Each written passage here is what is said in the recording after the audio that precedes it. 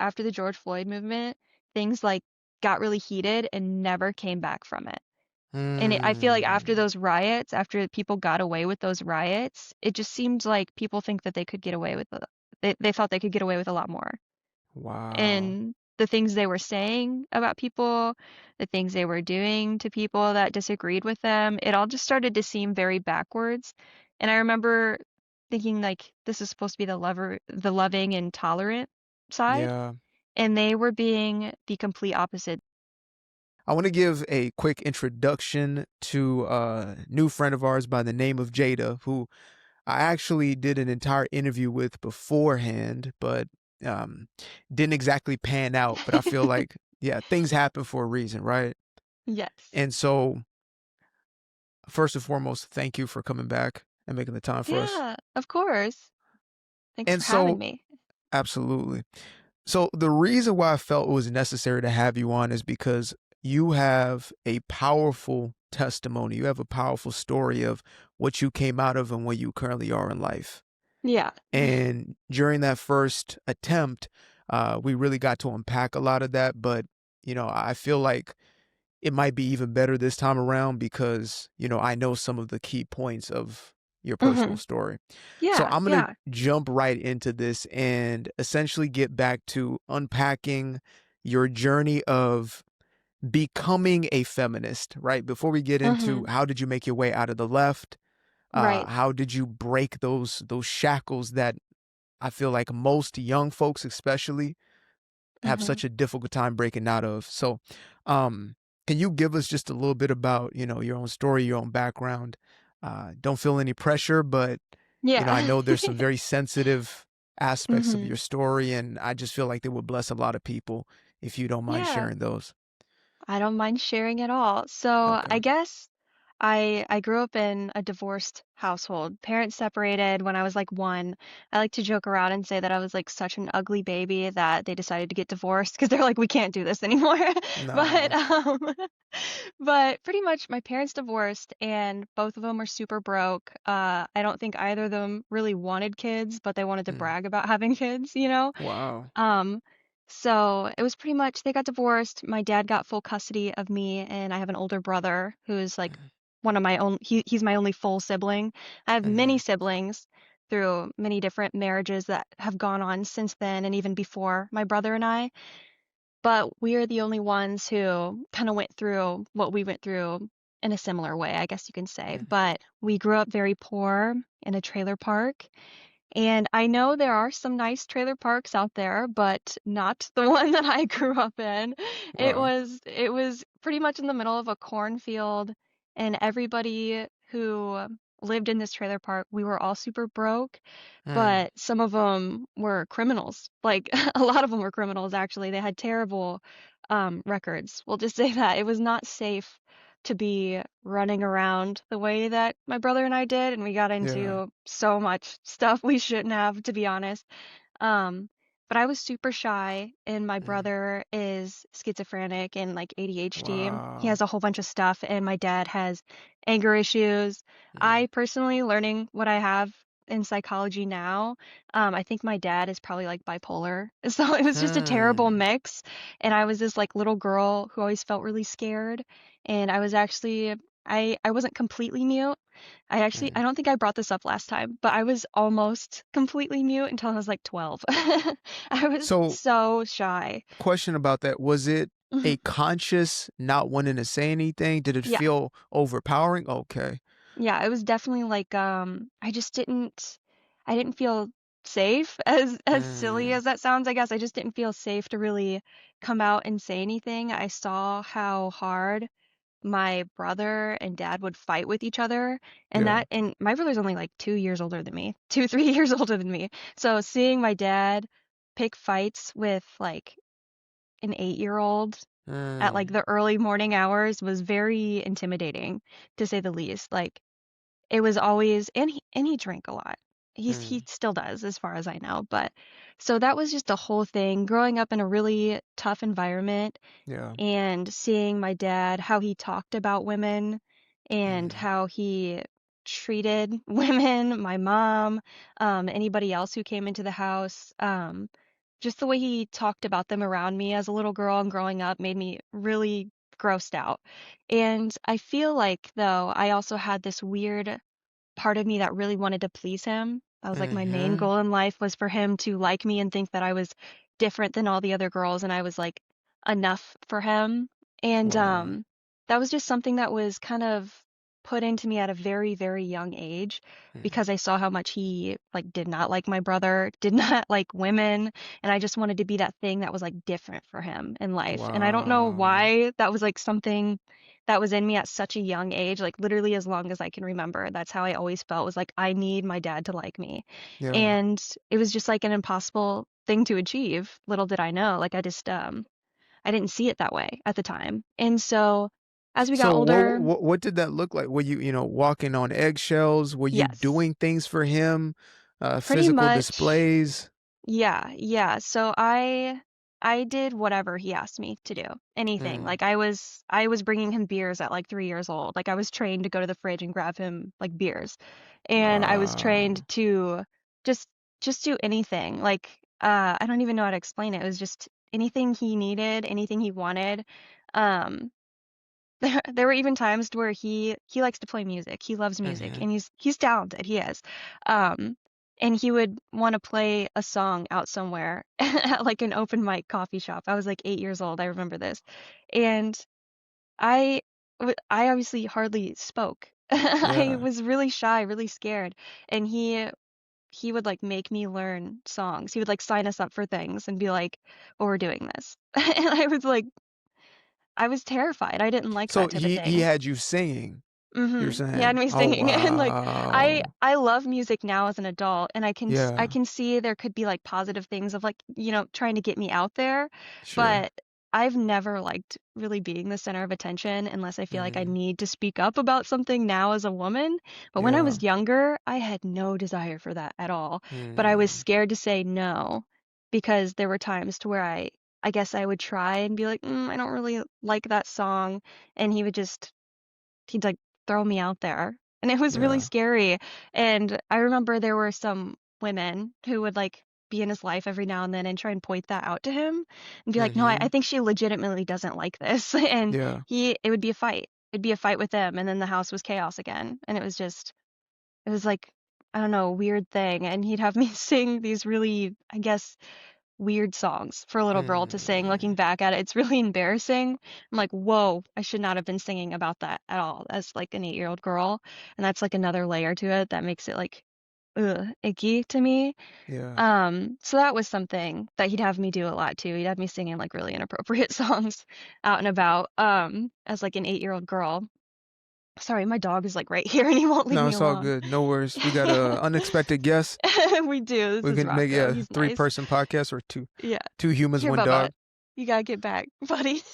Don't worry, He's Bubba. You'll obsessed with have your me. time. You'll have Yeah. your human back. I promise you. So, and this is Um, something I do want to point out because it's interesting how you said even though you have this dysfunctional, chaotic mhm. surrounding, and your father is essentially the source of that, you're Mhm. still looking for that validation, and that's Yes. natural. I mean, as a child, you want to do anything to appease your household, right? Yeah. To bring any sort of balance or Peace. homeostasis, Yeah. exactly, even for just for your own survival. And so I want to Mhm. put that out there because some folks might hear him like, well, you were still going out with them singing. It's like, no, you're a Mhm. child. Yeah, no, there was You're trying to do no anything to choice in it. protect. Yeah.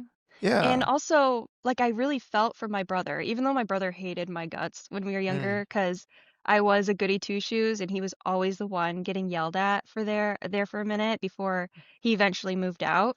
mm-hmm, Um, Also at a young age though. He didn't last long after my dad got remarried for that like final time. I believe he's still married to this woman.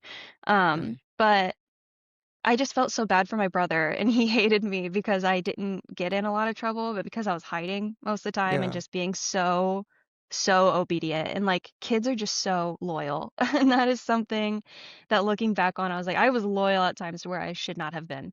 of Um, course. and that was just a weird thing for me. I felt like I was always just trying to, you know, tell my brother like just just don't say anything. Just take it. You know what I mean? Which is Mm, just devastating looking back on. And he eventually got out at like 13, 14 years old, somewhere around there. There was actually, I don't know if you've ever seen Parent Trap, but it was I like my definitely. mom picked up my brother in the driveway one night and was like, "Here's the deal. I don't want to pay child support anymore. I'm going to take this one. You take that one, and we never have to see each other again, any of us." And that's how it was for like 10 Wow. years almost. It was really weird. So, yeah, that happened. That's that's like a really weird thing. My mom was married to like a drug dealer at the time, and I was really uncomfortable. Even as a 10-year-old, I could like point out, I was like, something weird about the basement is going on right now, and I don't like it. Mm, And I told her, and he was like way younger than her too. Like it was one of those mm-hmm. things. And just as a 10-year-old, I really didn't like it. I didn't want to go over and visit her anymore, and she could tell. So I think that Yeah. was a big factor too. My brother wasn't getting along at my dad's house. I wasn't getting along at my mom's house. So it was just, they were like, how about we just parent trap these kids and like they'll never have to see any of us again. And it worked out that way for like 10 years. So, S- So, okay. So up to that point, mhm. you're barely seeing your mom. Are you, Yeah. is it dual custody? What's that look like? Yeah, it was like I was seeing her every other weekend, and then Oh, sometimes wow. she like wouldn't even show up. We'd be like sitting on the sidewalk waiting for her, and she wouldn't show up, and then my dad would come out and be like, "Oh yeah, she just called." And she'd already Mm, be like an hour late, and so yeah, that was like a whole thing. But once my brother moved out, it was like I took his place and yeah, you everything that became the he was dealing scapegoat. with. Yeah, I took that spot that got all the anger and got all the, I guess, shame and stuff Mm, that came with that position, I guess. So mm-hmm. that really started to push me into like a dark place. My mother just abandoned me, and now the Yeah. one guy I thought that I'd been working like my entire life to please was like putting me in my brother's spot, and I was like Mm, hated. And then there was there was a new baby so, that mm, was born into the family mm-hmm. when he married, who's my stepmom now. And after that little baby was born, I was like 12 at the time. It was game over for me. It was literally like I saw the new family coming. I'd heard about the old families that came before me, and Yeah. I knew I was done. So, So you speak of there's new family. So your father had been obviously with your mom mhm, before, mhm. and I think I remember you last time saying that there were families even before that. Yeah, there actually the time that my mom was pregnant with my brother, there was a baby that was in another woman's belly who and I have another brother who actually lived Wow. 10 minutes away from us that I had never met. I've still to this day had never met. And he was born 2 months before my brother. Crazy. Like Okay. there To were this day, you women have not met on top this. of never. No. Wow. Yeah. Super weird to say that. Like I have siblings I've never even met. And there's rumors of another woman that my mom has told me about, Hmm. even after I was born, and they were still together for that little bit before divorce. I guess there was another woman. And yeah, there's a whole bunch of drama with that, but my dad never brought that up, you know what I mean? Yeah. So I'm just kind of like, whatever. I don't know why he would, but So it's you know what safe I to say mean? that you did not grow up with a white privilege, No. right? As they like No to say, way. because again, that's something that, came up the first time is Hmm. it's incredible to me how, somebody may look at you and think to themselves, well, I mean, okay, here's a white girl. She probably had it all put together and didn't have to lift a Hmm. finger. And it's like, no, you have the No. story that they oftentimes connotate the, disenfranchised, marginalized people, Right. etc. That's your story. No, we were starving at times. There were times where my mattress was frozen in the winter because we didn't have heat. Mm, We had our trailer burned down one time, and my dad did not want to deal with insurance or something like that, so we didn't have like half of our trailer. We were just like sleeping without like part of our like wall. It was yeah. so cold. I ran and jumped into bed, and my mattress was like hard. I'll never Wow. forget that. I was like, "Oh, I'm so cold. It's like winter." And I ran into bed, and it was like so cold even in bed. It was crazy. So I think about that a lot when anybody wants Mm. to call me privileged, and I'm like, have you gone without a winter coat before? Have you had to skip meals? Most Like you people don't haven't been know. in a full trailer, let alone half a trailer, you know, like Yeah, right, motherfuckers, right. yeah, come on now. Seriously. Wow. So, Yeah. okay. So now I guess with all this trauma, it's probably informing who you become as a young lady and the Hmm. belief systems that you hold and how you view the world. So, you know, that transition, Jada goes from being this little girl who wants to please dad, and then who are you as you're now coming up? What's your Yeah. mindset at that time? So I guess I don't know, in high school is when I really noticed I was becoming kind of an angrier young woman. I was Mhm. always really smart in school, really nice to everybody in school. But, behind the scenes, there was just something so different going on in my heart and in my Mm. soul. It was kind of like I was falling into a depression, and I had a friend. I had a really good friend in high school. Mhm. And she came from a great home. She came from a great home, and she was seeing this weird side of me like start to change. And I remember her talking to me sometimes being like, I can tell there's something very wrong happening at home. But she Wow. didn't know what to do about it. She just tried being there as much as she could. And I don't really blame her for this, but by senior year she was just kind of like she was ready to like wash her hands clean of the friendship because it was so exhausting for her. And I Mhm. kind of get it. Yeah. Because my dad was just so intense. Yeah. Anything that I got really good at, anyone I got really close to, he made sure to tear it down, pull me out of it, make sure it didn't work out for me. I had so Mm. many big job opportunities. I had opportunities in like school events and stuff like that. And sports, he always had to be my coach. There were times where he pulled me out of sports because they were like, you are not the coach. You need to like, you can cheer her on, but you cannot be stepping in. And the only Wow. time he would let me, like track, for example, he would only let me get back into track if he was able to be an assistant coach. And eventually they let him. And I was really good. I was really stinking Yeah. good at track, but it became unenjoyable for me because it was like my biggest hater was my coach now. And Wow. it, And he it brought was that same animosity, that mhm, same energy into any place that you were? any place. I was in show choir and I was really, really Uh-huh. good. I took classes for um like theater as well, and I was doing some parade dancing. I was really Mhm. good at it, and my teacher, my instructor, he had people who worked at Disney, and he worked at Disney Wow. for like 10 years. He played Tigger in the parade. And he was like, she needs a job at Disney. And he sent in some video of me to people, and they were like, we've got a spot for her. And I was literally going to go dance in Disney parades, and my dad wouldn't let me go. And he ended up pulling me out of show choir as well because with those Disney connections, we our show choir went and performed at Disney Hmm. twice. Like it was like every other year, so I would have been able to perform twice throughout high school. And my dad wasn't allowed to chaperone, so I wasn't allowed to go.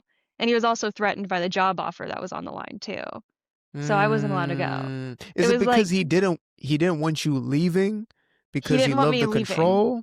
He loved the control, and also, this is so icky to say, and I hardly can even say this out loud, but he definitely treated me like a toxic girlfriend. By the time I hit puberty, the way he talked about Mm. me, the way he talked about women, Wow. like oh my gosh, even just like women in a parking lot at Walmart, we'd be grocery Yeah. shopping, like pulling through a parking lot, and he'd be like, I bet you that woman, da da da da da.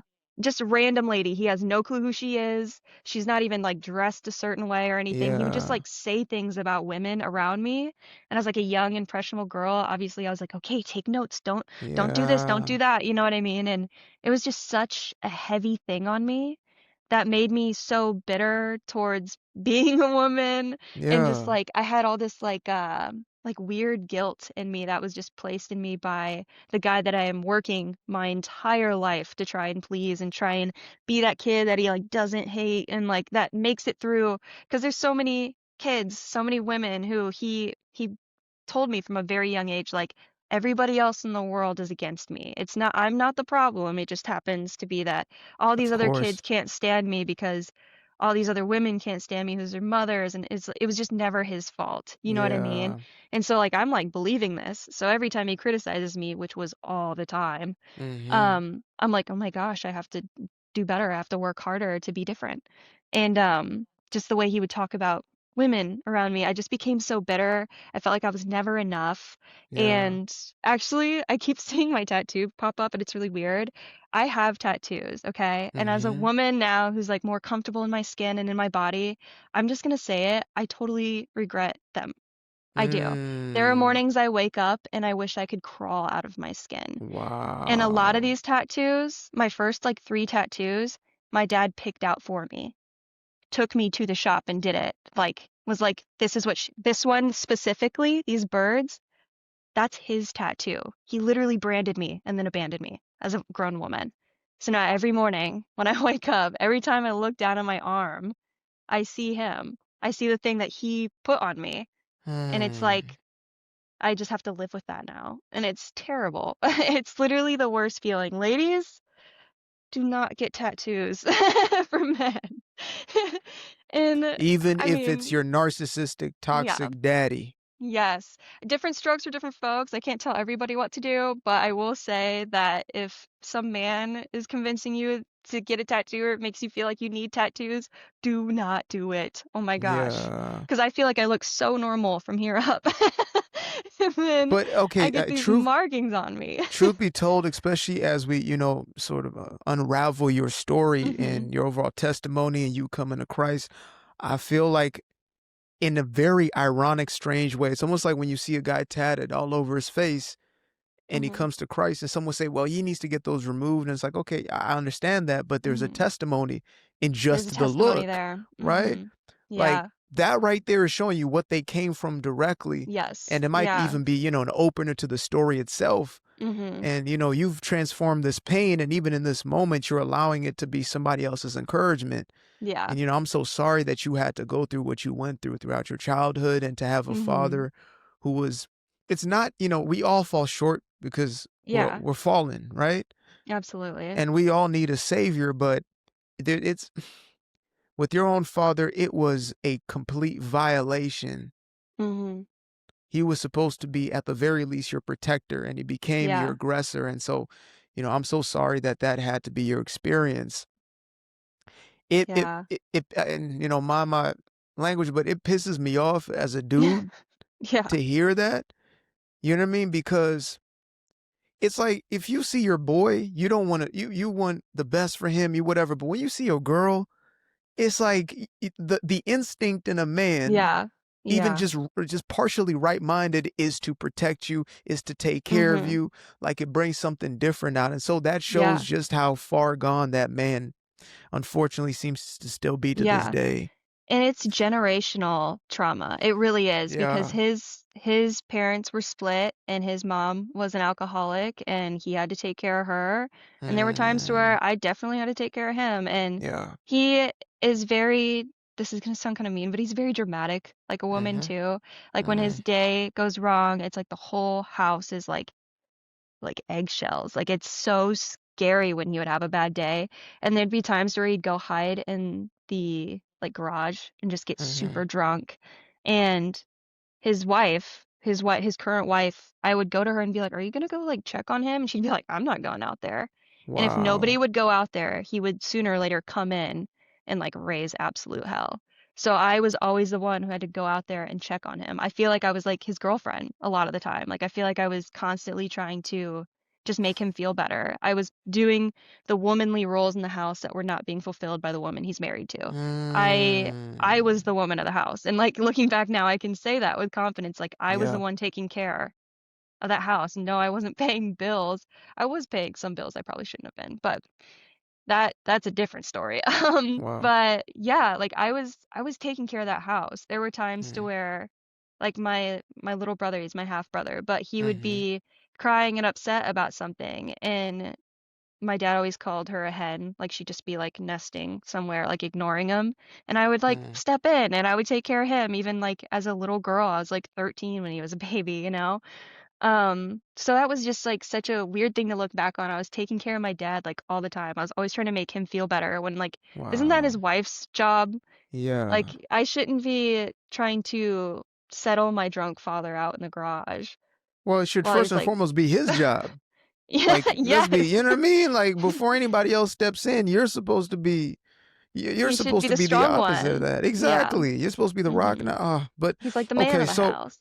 so you're 13, 14, 15. So now you're coming up, your close friend, a best friend Mhm. is seeing things in you and she's like, I can't do this anymore. You're Mhm. becoming angry and angry. And so, Yeah. are you finding yourself in a place where you are like latching onto it's like, did you know what feminism even was? Did you know about this, women empowerment, etc., or you were just becoming that? Right. So I did not have social media for a really long time. And like we Mm, discussed that last time. I was like offline for so much longer than most people, honestly, mm, especially people my age. And I really loved movies though. I mm, love books. So I was reading books and seeing plenty of movies and shows to where like feminism was a play in it. And so I kind of had a rough idea of what it was, and I knew how I was allowed to act under yeah. the roof I was living in, but I also knew how I felt inside and how bitter and angry I was becoming. And Mm, yeah, by my senior year in high school, I was definitely like I was hearing more, I guess, feminist voices and mm-hmm. seeing how the people around me, the women around me, were acting who were my age. And I eventually stumbled into some sort of social media, and yeah, I didn't last long on social media, to be fair. Wow. I feel Yeah. like I would get off and then just like start new almost like every other month. Like I Why was hated that? social media. I just people I would like have like ghost pages to where like nobody know who I Uh, was, but also just so much information at once. Just like yeah. constantly getting hit with every single person's opinion. I just don't think we were meant for that, and it felt like so much, and it felt like it started taking up a lot of my time, a lot of my brain, and I really Mm, didn't like that. So I seriously, I've probably had like 50 Instagram accounts because I'll get on for like a wow. week or something and be like, I don't like this at all. So that You was know, definitely a thing. it's incredible because now you've stepped into the realm of, using your voice. And I know that Hmm. it's only God that can bring somebody like yourself Yeah. who is hidden from the world from the youngest, stages Hmm. of your life to now here you are boldly, telling the entirety of your story. Yeah. Yeah. So, okay, so you're a little bit on social media, not really, but you said the people around you, the women around you, the girls around you, Hmm. you're now sort of adopting a lot of their own temperaments, Yeah. I guess their own ways. Because how old are you? I'm 26. Oh, okay. So you Hmm. fall right into that Zennial Hmm. category, right? So Super they, weird time. Yeah. yeah, I mean, you're like the digital natives, as they say, Yeah. right? I'm like It, too old for some things, too young for other things. Like it's it, so in between. smack dab, but I think that's something that is prevalent, especially in the Zennial generation, is this woke leftist ideology. Hmm. And so I want to transition into, no pun intended on the transition part, transition into how does that, I guess, how do you become somebody who is more blatantly feminist? Are you retaliating against, the tyranny of your father? Are you out there in some sort of Yeah. way? What does that look like? Or is it just an inward feminism that's brewing in you? It was mostly inward up until I want to say probably right after I graduated. So there was about a year there to where I was still living at home. So I was supposed to Okay. go to college, but what happened was my dad had started a business and he Mm-hmm. wasn't keeping track of it correctly for taxes. So he was committing tax fraud pretty much. And so he couldn't help me fill out a FAFSA, and I had no Mm. money. My dad had been laid off a few years back from his one steady job he's probably had his entire life. Um, Wow. and he had started some like business, I guess. And Mm-hmm. sorry, my dog's like being all crazy again. No worries. Rocco, It's okay, go, Bubba. go, go. He's obsessed with me. But pretty much As he my should. dad, he was committing tax fraud. I couldn't go to college, and he didn't tell me until it was time to fill out a FAFSA, pretty much. Mm-hmm. It was time for me to fill out a FAFSA, go to college. I wanted to go for mortuary science. And Mortuary science? yeah, yeah, I wanted to go for Is like that what I mortuary think it science. is? Yeah, it's like morticians. Wow. Okay, Yeah, so well, yeah, I kind of wanted to go for something like that and then maybe mm, creep my way into like an autopsy tech and like criminal justice, like forensic science. It all kind of goes Wow. hand in hand, believe it or not, especially when it comes to like homicides and stuff. So I Uh-huh. thought that was just super interesting. And I love court. I love law. I would love to be called into court and be like, what did you find? And I just found that Wow. so interesting. I loved crime, like true crime and law. Just learning about like court cases is something that really interests me. And I figured going to law school wasn't my thing because I'm not Uh-huh. argumentative enough for that. But I figured I would like forensics, yeah, and autopsy tech, mortuary science, anything like that could help out somebody who could argue a case for me. So Mm. I thought that was cool. That's what I want to go for, but I couldn't because my dad really dropped the ball and didn't warn me about it. I had no time to save up money for it. I was already working as much as I could because at the time these laws aren't in anymore, but at the time when you're in high school, you can only work so many hours Yeah. before, before it's like against the law technically. But that's not even a thing Yeah. anymore. I would have loved to not have that issue and been able to save up more money, but I had no warning that I wasn't going to be able to get a loan for school. Mm. And they don't let you go without filling out a FAFSA or pulling out a loan or anything like that unless you're 25 or older. So I had a long time to wait too. It wasn't like Yeah. I could make it work. So that was really rough. So I had this year to where I was living at home. I was working multiple jobs, had no clue what I was going to do with my life because everything just fell apart months ago. Yeah. Um, I had like no friends anymore because everybody had dropped me at that point because my life was just so toxic and trying to make somebody feel better every day is really exhausting. I get So that. I would have loved like a true friend to like hang on just a little longer for me, but that just How wasn't the were case for how, me. how were I guess some of your traumas, how were they manifesting? How was it that showing up in your life? Well, I wasn't as fun to be around anymore. I would like zone out. I actually I think it was my junior year. I was Mm-hmm. in a mental hospital for a couple weeks because I was having Mm. suicidal thoughts and I was on medications for a while that really just made me a zombie. Yeah. But my dad also, they were such high dosages of these medications, by the way, that I had to go to counseling to keep getting them represcribed. And the counselors were not happy with my dad, with what they were hearing. Because I was going in talking like a lot of this was normal. And I thought a lot of this was normal Yeah. until I was like 20. But these counselors were like talking to my dad and pulling my dad and being like, "What are you telling her? Like, what are you Yeah. doing to her to make her feel this way?" And he eventually pulled me out of counseling and took all my pills. And he was like keeping medications from me. He wasn't feeding me anymore at this point. I had to Mm. provide food for myself. And this was still in high school. But then outside of high school, I was obviously feeding myself. The only thing he provided for me at that time was a roof over my head, and that's it. Yeah. And it had kind Barely of been that. that way. Yeah, it had been that Half way a since I roof. was 15. So Yeah. it was like I got like my driver's license and a job on the same day, and I wasn't getting money in my lunch account. And then I wasn't allowed to eat the food in the fridge because that was for my younger brother. That was for his lunches. So it was like a whole thing. It was really tough. And I was Yeah. paying for a car that wasn't in my name, but they were like, if you want to drive it, you're going to pay for it. And I was like, but I don't get to keep it at the end. Like that was one of the bills that I was like really confused why I was paying for it, but I didn't Mm. get to keep the car at the end. So that was really rough too. I had like a car payment and that For a sucked. car that wasn't never gonna be yours. No, never Yeah. was going to be mine. But if I wanted to drive it, I had to pay for it. But it wasn't in my name. I wouldn't be able to keep it when. But anyhow, so there's like a year to where I was just working really hard and I eventually bought a car with cash in full.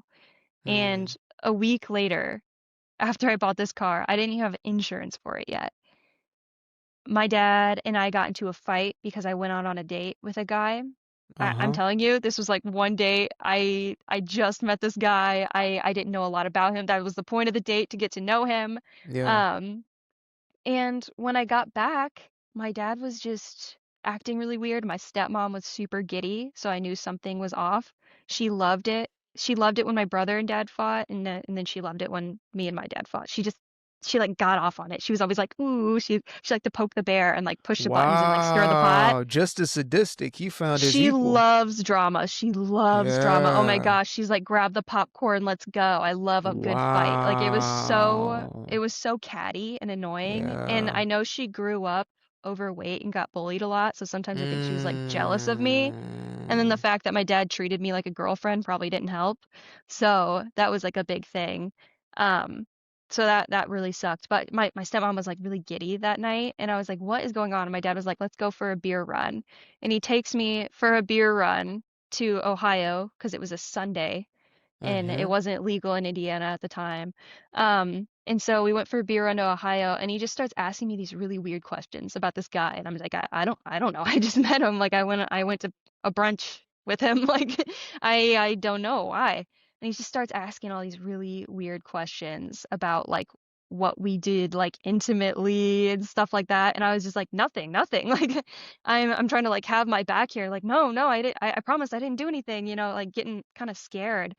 And Yeah. then he got worked up about something. I don't even know what I said. He said I was like playing dumb, or I think he thought I was like lying. And he Mm-hmm. ended up punching me in the leg, like while we're driving.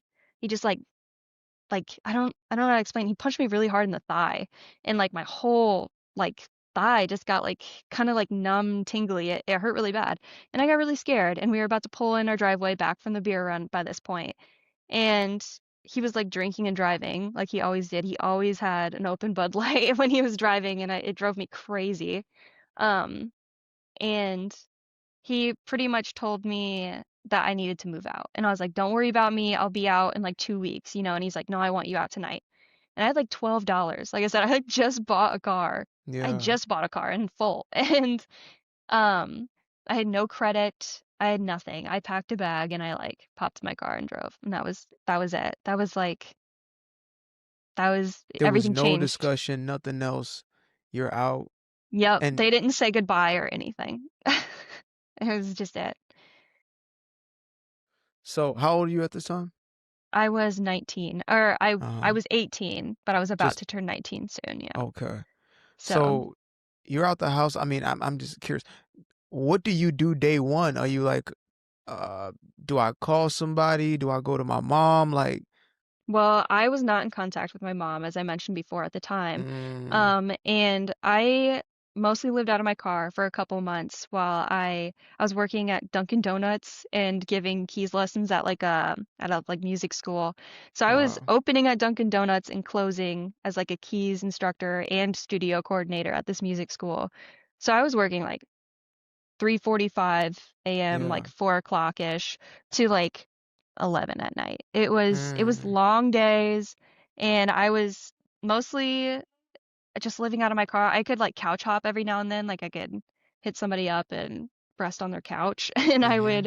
I would like shower at YMCA's and stuff like that, and that was just like a whole weird time in my life. Like that's another Yeah. thing to where people are like, "You are privileged." It's like I am not. I am far from privileged. I've just, I once you start over like that, by the way, nothing scares you. There's Mm, absolutely nothing that can make me feel like I cannot start over again. Obviously, I don't want wow. to. Of I love course. my husband. I love my family. I would never, I guess I do fear losing that now, but like Yeah. before then, I was like, I dare you. I dare you to try and pull the rug on me. But yeah, so I was like couch hopping, sleeping in my car, living out of my car, whatever. And that calls for a very bitter woman.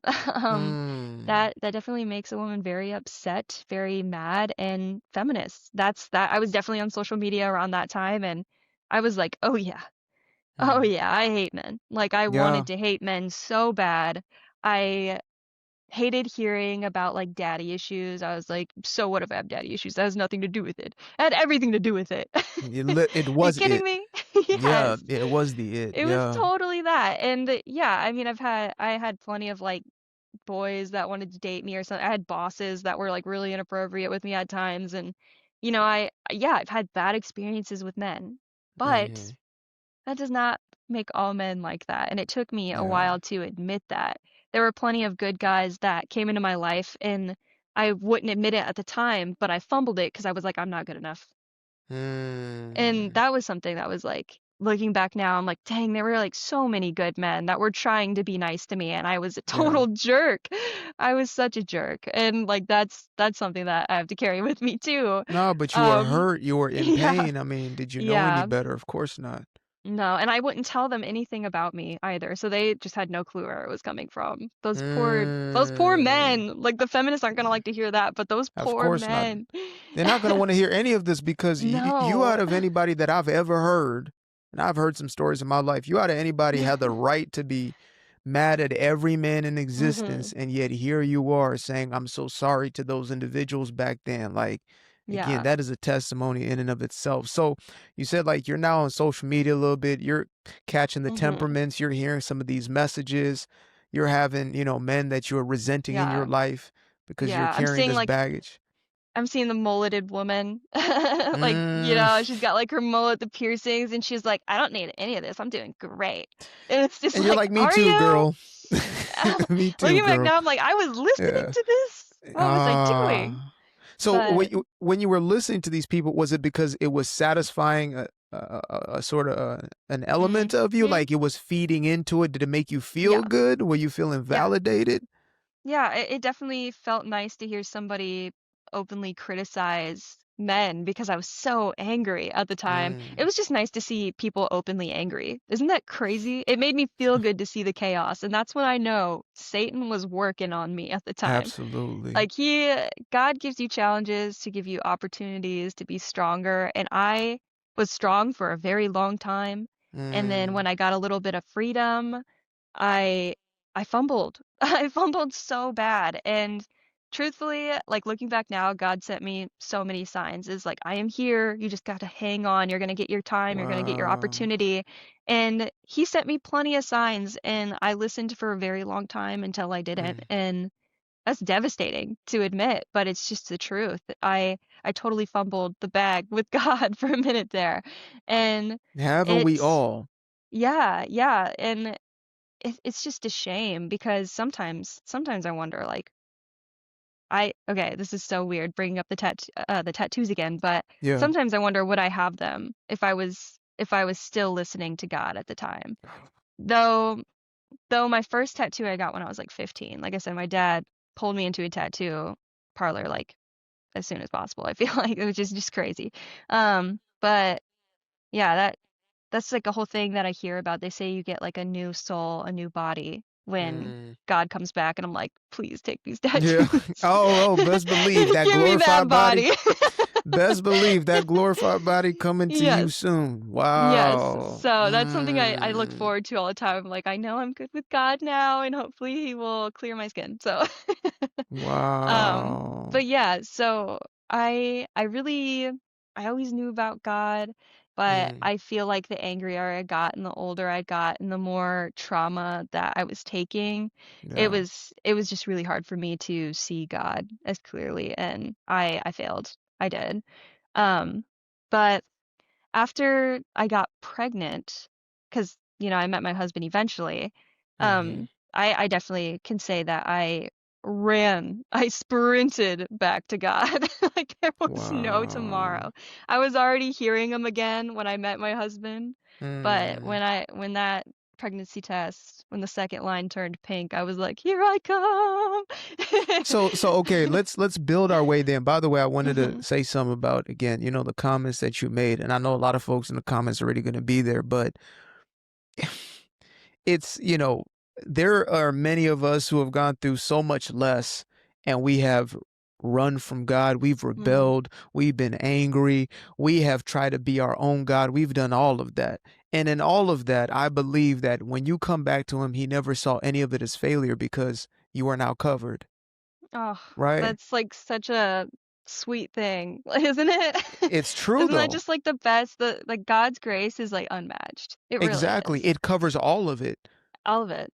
So His all love of is it is unreal. forgotten. Exactly. Yeah. The former burden and the weight and whatever it is. And it's not to say we don't obviously, come in repentance, right? We Oh need that yeah. message more than ever Yeah. with these liberal churches. But that repentance is to say, look, I recognize the weight of this sin. I recognize that I've been in wickedness, but again, in him there is salvation. In him there's hmm atonement. And so I just wanted to lay that there. But now let's go ahead and Absolutely. build into how you get here. So can you explain how there was this transitional moment that happened through social media when you saw leftism for what it really was? Oh gosh. It was definitely a lot of bitterness started to come out. I was living downtown eventually. I had moved Mm-hmm. out to a city. I was working at a bar. I worked with like mostly gay people, and I thought they were Mm. super nice, super fun, and fell into that. And then COVID hit, so I moved back closer to home. I didn't move back home, obviously, but I moved Yeah. closer to an area where I was familiar with. And I just come out from this super liberal city, and I was living Mm. downtown in a different city in Indiana, and the George Floyd movement started to hit really hard, and I was seeing all the riots, and I was Yeah. living downtown right around the corner where like they were all gathering. I they were busting windows out buildings, they were catching things on fire. I saw and I hate when I hear the excuse of like, oh, these protesters were brought in from out of town. No, I saw people I knew hit police Mm. officers with a skateboard. Like I knew these people. These were Wow. people I like grew up around, knew, and they were fighting and they were causing the destruction. And I am so lucky because I'm one of the only people in my building that did not get my windows busted. Hmm. But I was having plenty of people like try and break in. Like that was really scary. So yeah, I was just seeing all this anger online and then in person as well from that Yeah. side, from that whole BLM movement. And I was like, something about this doesn't feel very right. And I Mm. was trying to be kind of like that middleman's at times, being like, well, they're just really worked up right now. They're like, things feel very high energy, like this is just a blip in time. But then they just like kept going for like weeks. And I feel like after that, after the George Floyd movement, things like got really heated and never came back from it. And I feel like after Mm. those riots, after people got away with those riots, it just seemed like people think that they could get away with they thought they could get away with a lot more. Wow. And the things they were saying about people, the things they were doing to people that disagreed with them, it all just started to seem very backwards. And I remember thinking like this is supposed to be the loving and tolerant side, Yeah. and they were being the complete opposite. They weren't trying to get a message across. They were trying to tear down anybody who disagreed with them. They weren't trying to get them to agree with them. They were trying Yeah. to destroy people who disagreed with them. I was like, don't you think the movement would be more powerful if we became bigger? If we became a bigger movement with more people on our side rather than just destroying anything that goes against it? Yeah. I don't know. I noticed the balance kind of disappeared, and I remember eventually speaking up against kind of like crime that was happening around in my Mm. city. There was an art shop to where local artists could sell their art there, and there was a woman that was going in and stealing everything. And they had Mm. posted something on social media being like, if anybody knows this woman, we don't want to press charges, we don't want to call the police, we just want the artwork back. Yeah. And I remember reposting it and being like, "Oh, this is terrible. Does anybody know this woman?" And the shop and me, we both got so much backlash because the woman in the video stealing all this stuff was black. And so I thought that was really weird.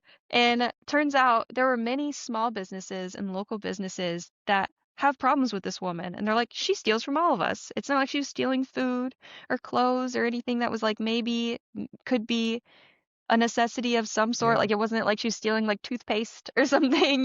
Toilet It was paper like, during that time. That was a rare yes. commodity. Oh Yeah. gosh, so crazy. I'll never forget Yeah.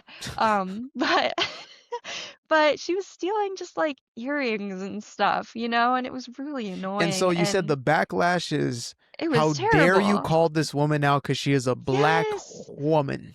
Yeah, and they were like, "You're Okay. endangering her life." And I was like, "Okay, I think her lifestyle that she chose is what's endangering her right now. I don't think Might be it's the stealing. It That's, might be her decisions. I don't know if yeah. it's us calling her out for her bad decisions. Like, what did you Lord have expect? And so mercy. that was like a big thing that was like peak tipping point. I was like, okay, I'm gonna start looking into everything that is told to me. Wow. And another big one was actually abortion. I was Mm. scrolling on YouTube Shorts or something like that, and I came across Ben Shapiro. I don't agree with Yeah, everything Ben Shapiro says. I'm not like some I get it. crazy Ben But you don't have, Shapiro see, fan, but nowadays you have to give a disclaimer around right? people, I don't agree with everything. I'm just Not saying, but the everything. guy's right Yeah, some of the time. that Yeah, should he's be on that should point just some of be a the time. given. You don't have to agree with everything somebody says. is. But he Exactly. went off Yeah. in this instance talking about Mm. abortion. And the thing that really got me was when he was talking about DNA. We spoke about this last time. He said, Mhm. this DNA that's being destroyed will never, ever, ever come about again. Just like how my brother and I, we come from the same parents, but we have Yeah. different DNA. We look Yeah. different, we act different. And there are human beings that are literally being destroyed, never getting a chance to know what they were going to look like, what they were going to like, what they were going to what sports were they going to love, what music would they like to listen to, Yeah. what difference were they going to make in the world. They never get that, and they will never be created again. Yeah. And also talking about, and I was always like, well, what about women who are getting taken advantage of? What about like incest and stuff like that? Yeah. And then you hear that it's mostly used just as a form of birth control, and it's like 1%, less than 1%, due to other issues. Yep. And that was something that was really devastating to me because I was like, I feel like this is what everybody stands on to fight for it without even Mm. thinking about, I don't know, like how often is that actually the problem? How often is that actually the issue? And Yeah. then, you get the argument of like, let's look at these two ultrasounds, which one was conceived in a bad way, Yeah. and you can't tell. You can't tell because they're both just these innocent little things that are Yeah. defenseless. They can't fight Yeah. for themselves. And it was truly something that was just like, oh man, I didn't realize that it was mostly just women being girls. Like, Yeah. like I really did not like that. I did not like that at all. And, Tinder was really big during the Mhm. time when I was like early 20s, like 20 through, I want to say like 23. Tinder seemed like it was like huge. Mhm. And so, I could have gotten like 100 dates a day. Like Of course. I Yeah. could have had a different man every night, you know what I mean? Yeah. And I just could not imagine living like that. I couldn't imagine living that type of lifestyle. And Wow. there were just certain things that had already, I noticed, bothered me about the feminist movement, about like the left way of thinking. And Mhm. there were plenty of things that were already bothering me. And I don't know, after George Floyd, after that whole thing with the black woman being able to commit crime and get away with it, and like we're in the wrong. And then I met my husband. And that was a huge thing for me that made me feel like, yeah, I think I've been doing this wrong. Hmm. So yeah, he's just such a manly man, and also he's the guy that kind of told me that it was okay to be upset about my past, but Yeah. I also needed to remember to grow from it, and that I need to allow people who want to treat me right, and not just Wow. live in my trauma and Mhm. just believe everything I read online, and to just like think critically, love yourself in a way that allows you to grow, not Mhm. just enables you. So I really Mm. loved meeting him and just like hearing from him, and it was easy to, I feel like our personalities just click really well. Yeah. So it was easy to listen to him when he was giving me advice. So that really So, helped a lot. can you tell us how did God bring this wonderful man into your life? What was the introduction? Yeah, I know it's gonna be It was your favorite part of the this segment, that it should be. I'm so obsessed with him. Can you tell? Mm. But so pretty much I was working at a music warehouse. I was packing guitars and like cool music equipment. I loved the job. And there's like a big line that sends all the boxes down. Like I pack them and I put them on the line, it takes them. Mhm. And my husband works for the company that they call in to fix it if it breaks down. And so Mm. I was working right where the, I don't know, the what do you call it? The box for the line that like you flip all the switches. What's it called? I can't think of the name. But anyways, he Talking had about to like come and fix it. the power, Yes, it was like like a the power box, panel. pretty much. Okay. Yeah. Yes, Yeah. Yeah. it's like a Uh-huh. panel, and there's all these little wires and switches and stuff. I don't know. It's his Okay. job, not mine. Right. But Neither is it um, mine. Thank yeah, God he doesn't. Yeah. yeah. I'm so glad we have someone like him out there who actually knows what they're called. I wish he was here. But pretty much he had to come and work at my station to fix it because it was at my station and my station was Mhm. broken. We were super slow that day anyway, so it wasn't that big of a deal, but he was called in. He was on call. I was also technically on call that day because we were slow. I Mm. could have gone home, but they were like, we kind of want you to stay because I was one of the good ones. But so I was there, he was there, and I didn't see his face. He was very quiet, kept to himself, and I was like, I actually brought up that him and his coworker, they were wearing the same shoes, and I was like picking on him, being like, "You and your boyfriend are wearing the same shoes." I was like kind of calling him gay, and Yeah, very, very leftist of you. Very I feminine know, of you. I Yeah. know. And he like turned around and smiled at me, and he was like, "They're required by the company," and he like totally just went with it. And our banter was just undeniable. He's so goofy, and I'm Mm, obviously a very goofy gal. yeah. So our energies matched so well. And I had lunch redonkulously early. When I Hmm. worked this shift, my lunch was at like 10:30 or something like that. And I remember telling him, I was like, "I'm going to lunch." Like, I know it's like so early, but like I'm about to leave. Like I was kind of trying to Okay. like prep him to be like, come on, like ask me for my number or something. Yeah. And he didn't. He like stayed super professional. And when I got back from lunch, he was gone. And I was a little disappointed. I was like, Mm, okay, like you win some, you lose some. I really put myself out there this time. But yeah. and then when I What's got the off, worst that could happen? Leave. right? Yeah. Literally that. Like but when I got off of work, he was waiting for me and he gave me his number and that's pretty much that. And we've just been inseparable ever since pretty much.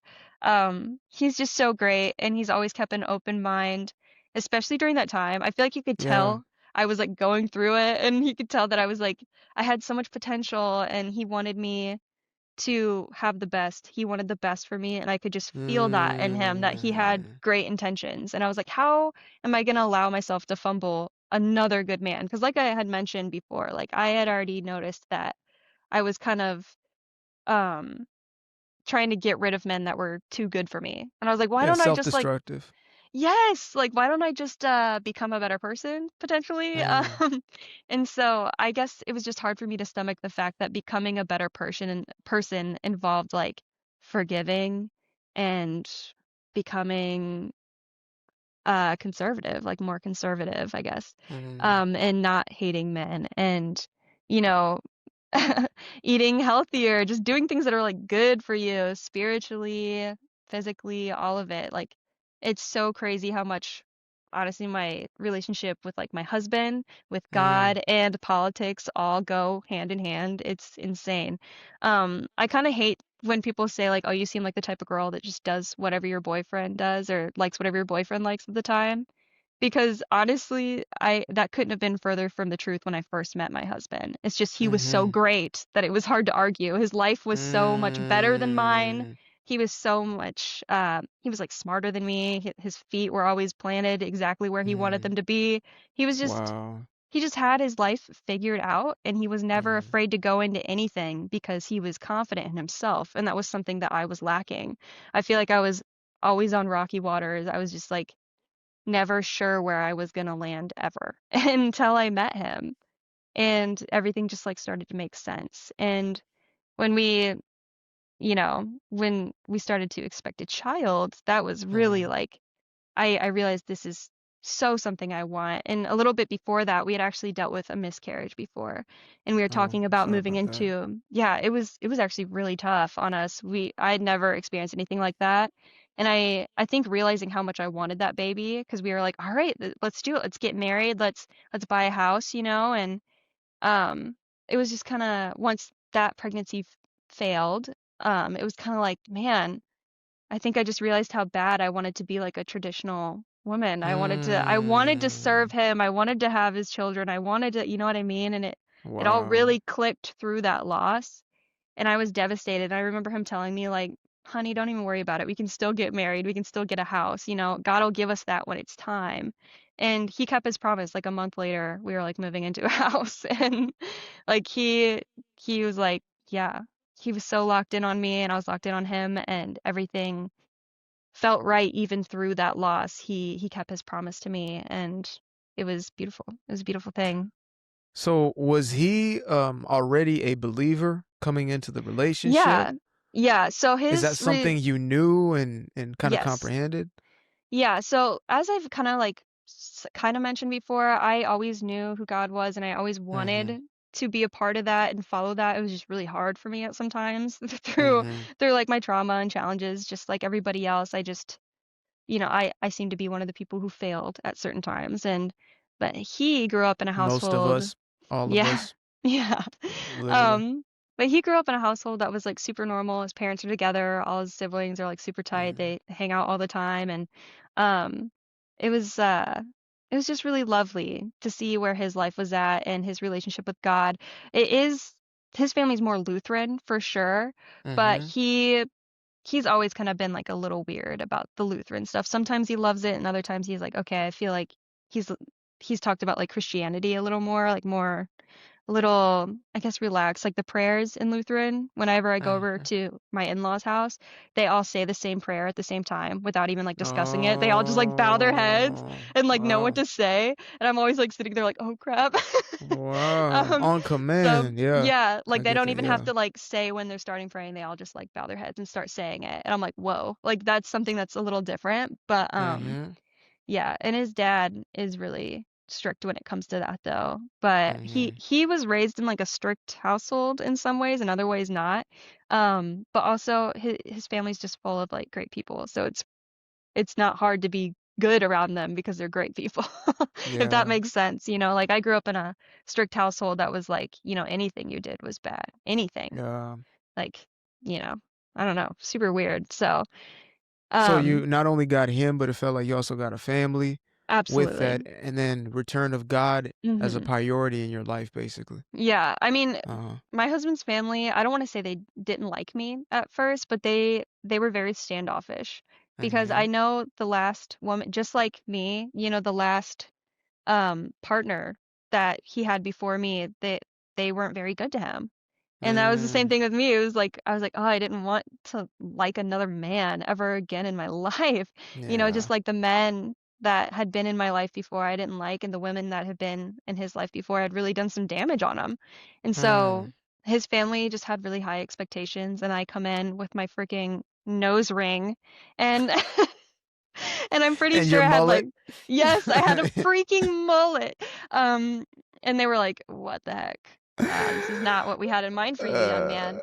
But I yeah, they're proved doing myself. synchronized prayers, and you're walking in there, tatted mullet Yeah. and the bull nose ring. Yeah, and I Amazing. came in being like, just like my bubbly self like this, and they were Mm, so weirded out by that. Like I've always mm, been kind of a goody two shoes. Even in my like rebellious era, I could say that looking back, I'm like, that never suited me. Like you look yeah. crazy, girl.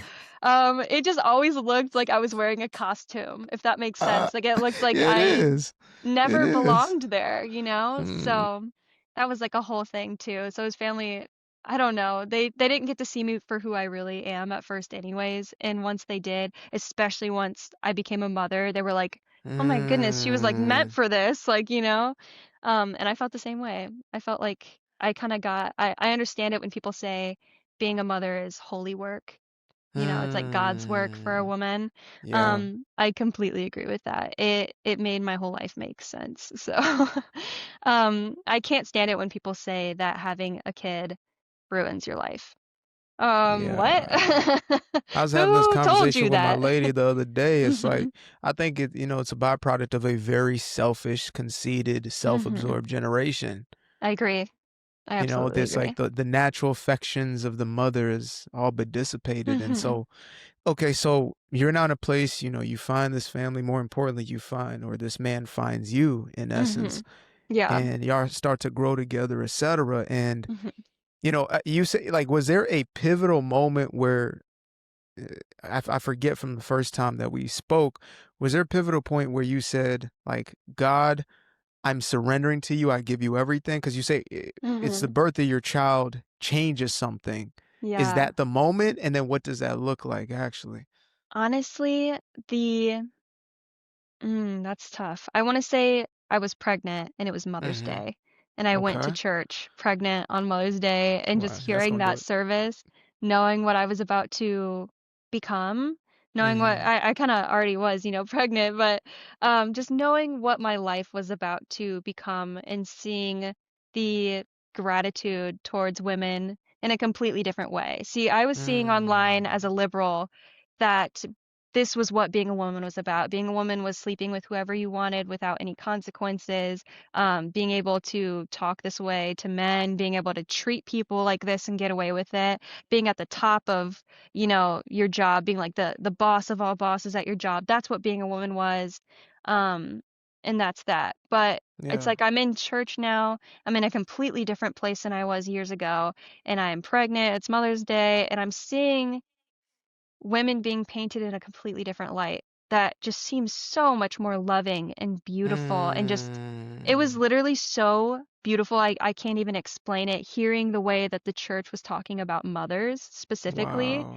and Yeah. talking about not just mothers who, birth their own children, but mothers who adopt, mothers Mm. who step in as mother figures for people who don't have that, mothers who can't have children, but they teach Mm. like mothers. Just talking Yeah. about women and our motherly nature in general was just so life-changing to me. I sat there with my my face in my hands just sobbing the whole time. People probably thought there was something wrong with me. But it was Wow. just so beautiful, and I definitely knew from then on. I was like, this God definitely put this baby in my belly for a reason. And a girl, out of all things, a girl, a baby girl Yeah. who it was Wow. just like another opportunity to raise myself the way I wanted to be raised. And it was just like she looks identical to me. Everyone who sees us is they don't even have to ask, is that your daughter? Because they know. Wow. Everybody calls her like my twin. She's beautiful. She's Mm. awesome. She's my best thing ever. She's my favorite thing. And Wow. I just know God gave her to me with my favorite person on earth, my husband. She's Yeah. half me and half my favorite person. How could anybody not Yeah. want that? And it was something that I was like, this is holy work. This is how I'm going to praise God through being a great mother, a great Amen. wife. And people can belittle that all they want, be like, all you are is a mother and a wife. All I am. Excuse That me? is not the insult you think it is. Like, I could be You mean the nothing thing I was else. purpose and intention and Hmm. crafted and molded and formed for? And Yeah, I I hate would when people gladly use it be. as a weapon because it's just not. Yeah. It's not an insult at all. Like, it's called having a purpose. Because, Mm. my kids will grow old, but they'll never not be my kids. My Yeah. husband and I will grow old together. But, Yeah. you get old, you retire from your job, then what are you? You're rich and alone. Like, you know what I mean? If You can that, maybe always, just alone. exactly, if You you might even not make even it. got the rich part. You Yeah, might just be alone. you Wow. you just gotta find purpose in life that is outside of something that makes you money. Something that isn't Mm. you need to find a purpose in life that's selfless. Something that Mm. requires giving, not something that requires praise and getting all the time. That I think Wow. you were right, you hit the nail right on the head when you said that people are just so selfish. And I think social Yeah. media has a lot to do with that. I mean, people literally Absolutely, it's make pages edifying. completely dedicated to themselves and their interests. I mean, I know it's like funny coming from like YouTubers, but we're like spreading the word in ways, you know what I mean? But there's people who make like Instagrams and it's just all selfies, all about them. It's all about me, me, me, me, me, Yeah. you know? Um, I could stop YouTube today and be completely fine, be completely Exactly. happy. And that's Yeah. the difference. I could log off and nobody other than my husband or child could see my face ever again and I'd be fine with that? What a And beautiful. You that's mean you don't purpose. need every random stranger's No. attention and them liking your selfie? Wow, that is. No, you know what I mean? And What kind it's of just life is that? it's a beautiful thing to just Mm. have a family, have somebody to take care of, have somebody who takes care of you, and know that Mm. that's not going to go away. Know that even Mm. even if God took it, even if Of something course. awful happened, like a car accident or something, and my husband or my child went away, God forbid, I know that it would be God's plan because that's another thing.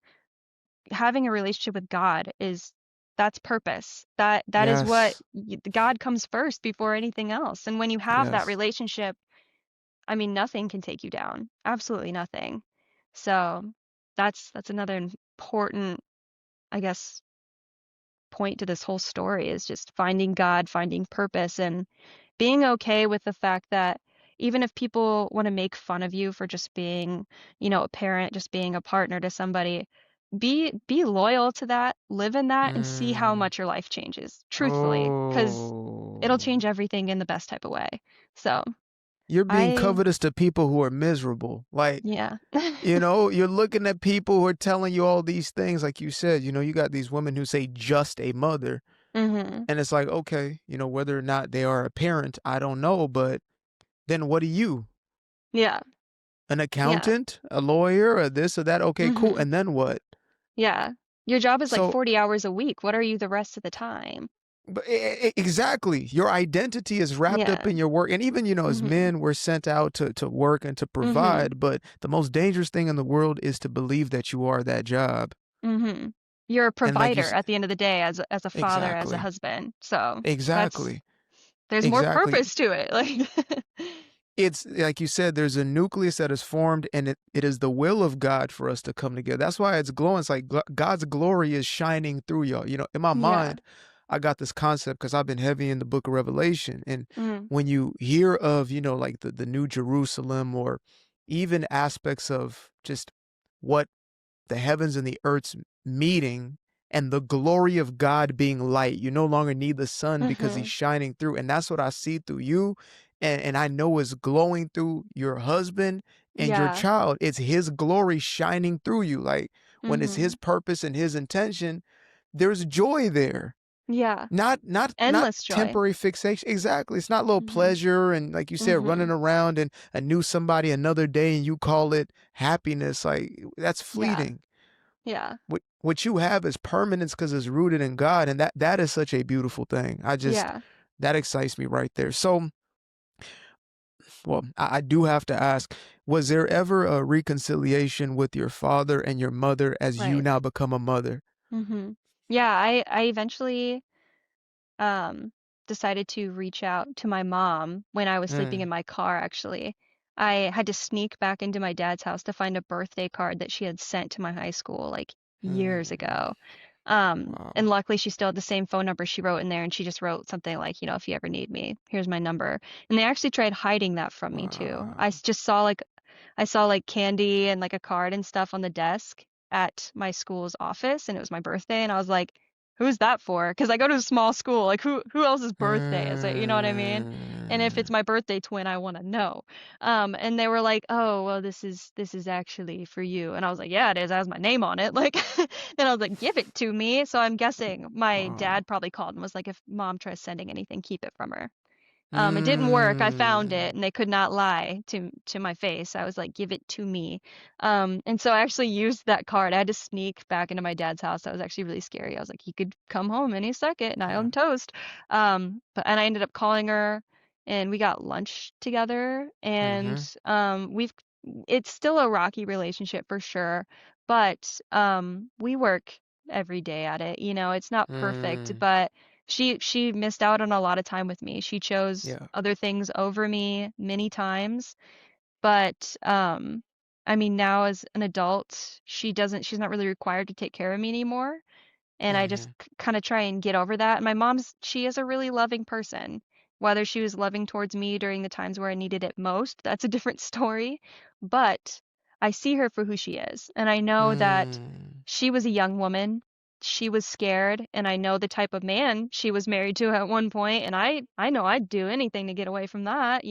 yeah. Um, and she has a terrible past too. She has a past that I've very recently learned more about, and I'm just like, dang, dude, like I am breaking generations of trauma right now. Like Yeah. I am the one that's like, there will be no divorce in this house. My kids will be Mm, raised right. You know what I mean? Like yeah.